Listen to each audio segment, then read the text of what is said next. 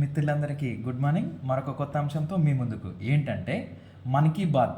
నిన్న డిసెంబర్ 28, 2025న నరేంద్ర మోడీ గారు, ప్రధానమంత్రి నరేంద్ర మోడీ గారు 129వ ఎపిసోడ్లో మాట్లాడారు.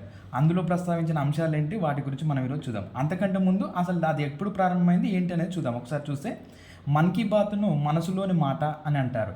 ఇది ప్రారంభం 2014 అక్టోబర్ 3వ తారీఖున ప్రారంభించారు ప్రధానమంత్రి నరేంద్ర మోడీ గారు. దీని లక్ష్యం ఏంటి అని అంటే ప్రజలతో నేరుగా అనుసంధానమై ప్రజలలో ఉన్నటువంటి సాధికారతను పెంపొందించడం, వారిలో ఉన్నటువంటి స్ఫూర్తిని పెంపొందించే విధంగా మాట్లాడటం అనేది దీని యొక్క ప్రధానమైన లక్ష్యం. తర్వాత ప్రసార సమయము ప్రతి నెల చివరి ఆదివారం ఉదయం 11 గంటలకు ఆకాశవాణి ద్వారా ప్రారంభమవుతుంది.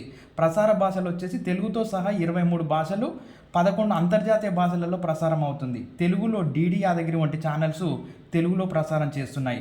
ప్రసంగించే అంశాలేంటి ఇందులో మరి మన్ కీ బాత్లో అంటే దేశంలో జరిగినటువంటి ముఖ్యమైన సంఘటనలు, వివిధ రంగాలలో భారతీయులు సాధించిన విజయాలు, ప్రజలకు స్ఫూర్తినిచ్చేటటువంటి అంశాలు, ప్రభుత్వ పథకాల గురించి ఈ మన్ కీ బాత్ కార్యక్రమంలో ప్రధానమంత్రి నరేంద్ర మోడీ గారు ప్రస్తావిస్తారు.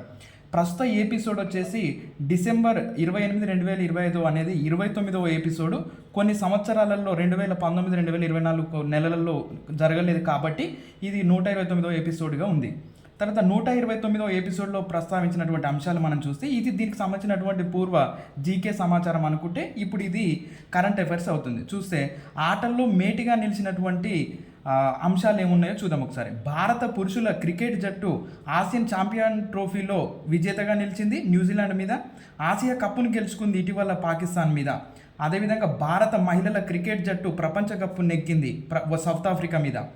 భారత మహిళల అందుల క్రికెట్ జట్టు ప్రపంచ కప్పును నెగ్గింది దేని మీద అంటే నేపాల్ మీద. సో నేపాల్. భారత పారా అథ్లెట్లు ప్రపంచ ఛాంపియన్షిప్లలో చాలా పథకాలు సాధించారు. ఇలా ఆటల్లో, క్రీడల్లో మన భారతదేశం అనేక విజయాలు సాధించిందని పేర్కొన్నాడు నరేంద్ర మోడీ గారు. అదేవిధంగా రెండవ రంగం గురించి వస్తే శాస్త్ర సాంకేతిక రంగం, అంతరిక్ష రంగంలో యాక్సిమం 4 మిషన్కు ద్వారా మన భారతీయుడైనటువంటి శుభాం శుక్లా గారు ఐఎస్ఎస్కు చేరుకున్నటువంటి తొలి భారతీయుడిగా రికార్డు సృష్టించాడు. ఈయన ఉత్తరప్రదేశ్ రాష్ట్రానికి చెందినవాడు.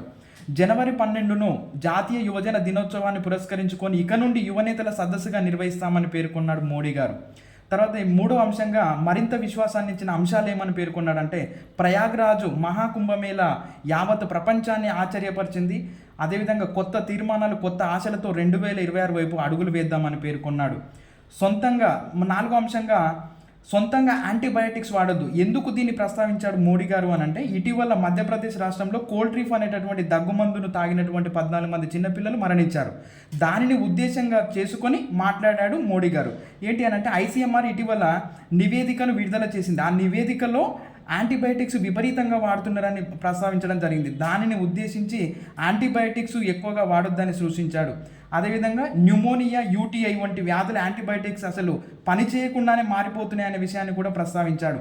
తర్వాత నరసాపురం లేస్ ఉత్పత్తులకు ప్రధాని ప్రశంసలు అందించాడు. అదేంటి అని అంటే పశ్చిమ గోదావరి జిల్లా నరసాపురంలో తయారయ్యేటటువంటి లేస్ ఉత్పత్తులకు ప్రశంసలు అందించాడు. ఈ కారణం ఏంటి అని అంటే ఈ కళ 250 గ్రామాలకు చెందినటువంటి 1,00,000 మంది మహిళలకు ఉపాధి కల్పిస్తుంది.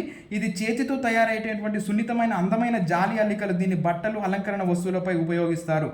ఇలాంటి అంశాల గురించి అంటే ఇక్కడ మనం నరేంద్ర మోడీ గారు ప్రస్తావించినటువంటి అంశాల గురించి చదివితే ఆల్మోస్ట్ మనకు చాలా అంశాలు కవర్ అయిపోతున్నాయి. చూడండి, ఇక్కడ శుభాం శుక్లా గురించి కానీ, ప్రయాగ్రాజ్ మహాకుంభమేళ గురించి కానీ, ఐసీఎంఆర్ గురించి కానీ ఇవన్నీ కూడా కవర్ అయిపోతున్నాయి. సో మిత్రులారా, ఇలాంటి సమాచారం మరెంతో అందిస్తాను. మన ఛానల్ను లైక్ చేయండి, సబ్స్క్రైబ్ చేయండి, షేర్ చేయండి.